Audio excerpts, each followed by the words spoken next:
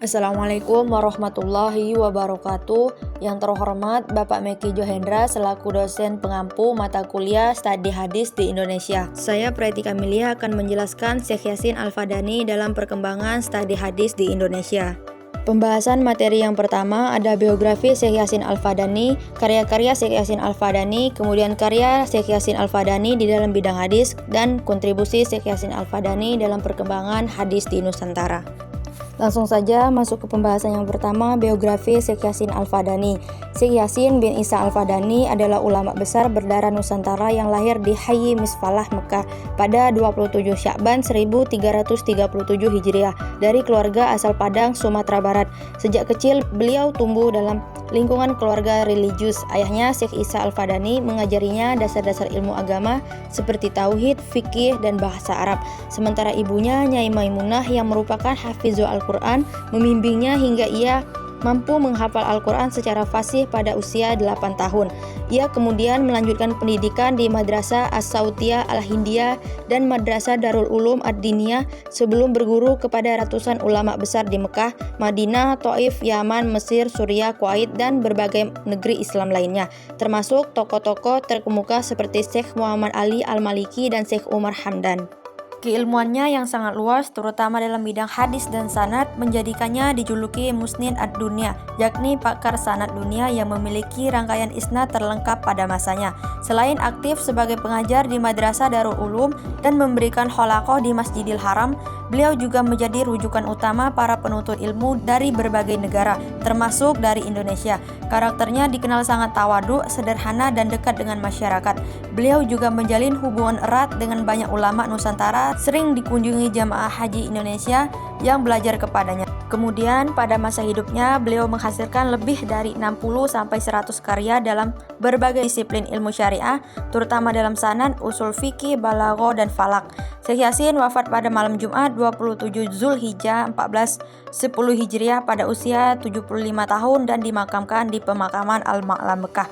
Warisan keilmuannya tetap menjadi rujukan penting hingga saat ini, terutama dalam bidang kajian hadis dan sanad di dunia Islam dan Nusantara. Kemudian karya-karya Syekh Yasin Al-Fadani. Syekh Yasin merupakan ulama yang sangat produktif dan telah menghasilkan lebih dari 60 hingga 100 karya dalam berbagai bidang ilmu Islam. Dalam usul fiqh, beliau menulis Al-Fawaid Al-Janiyah. Dalam balaghah dan logika, beliau menulis karya seperti Risalah fi Al-Mantiq.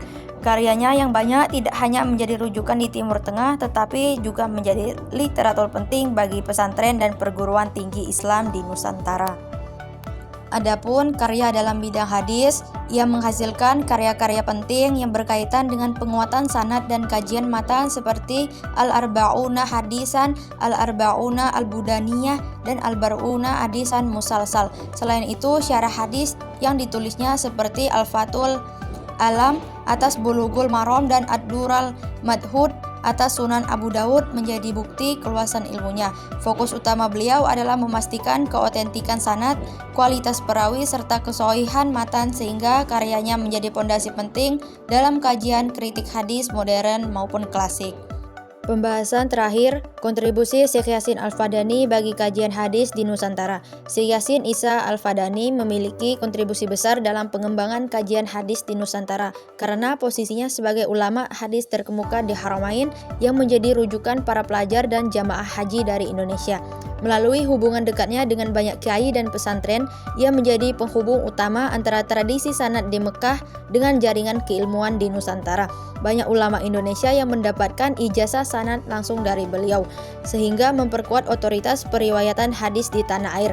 Karya-karyanya yang luas, terutama tentang sanad dan metodologi hadis, dipelajari di berbagai pesantren dan perguruan tinggi Islam, sehingga memberi pengaruh besar terhadap cara ulama Nusantara memahami kritik sanad, matan, serta fikihul hadis.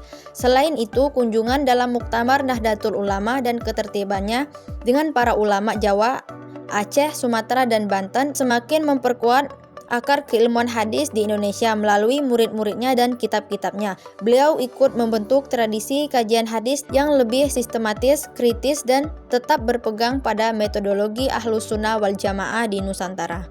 Jadi kesimpulannya, Syekh Yasin Al-Fadani merupakan salah satu ulama terbesar pada abad ke-20 yang memberikan kontribusi luar biasa bagi pengembangan ilmu hadis di Nusantara, terutama dalam bidang sanad dan metodologi periwayatan. Keilmuannya yang mendalam, perjalanan intelektual yang luas, serta karya-karyanya yang mencapai puluhan judul menunjukkan bahwa beliau bukan hanya ahli sanad tetapi juga ulama multidisipliner yang menguasai fikih, usul, balagho, dan falak. Pengaruhnya sangat kuat di Nusantara melalui hubungan dekatnya dengan para ulama Indonesia, pemberian ijazah sanad, serta penyebaran murid-muridnya yang kemudian memperkuat tradisi kajian hadis di berbagai pesantren dan perguruan tinggi Islam. Dengan gelar Musnid ad-Dunya, beliau menjadi figur sentral dalam menjaga kesinambungan sanad klasik hingga era modern. Warisan keilmuannya tetap relevan dan menjadi inspirasi bagi generasi penuntut ilmu untuk terus menjaga otoritas, ketelitian ilmiah, serta kecintaan terhadap hadis sebagai bagian dari tradisi intelektual Islam. Itulah pembahasan saya tentang studi hadis di Indonesia, tokoh Syekh Yasin Al-Fadani. Terima kasih sudah menonton, semoga bermanfaat. Bila ada kesalahan, saya mohon maaf. Wassalamualaikum warahmatullahi wabarakatuh.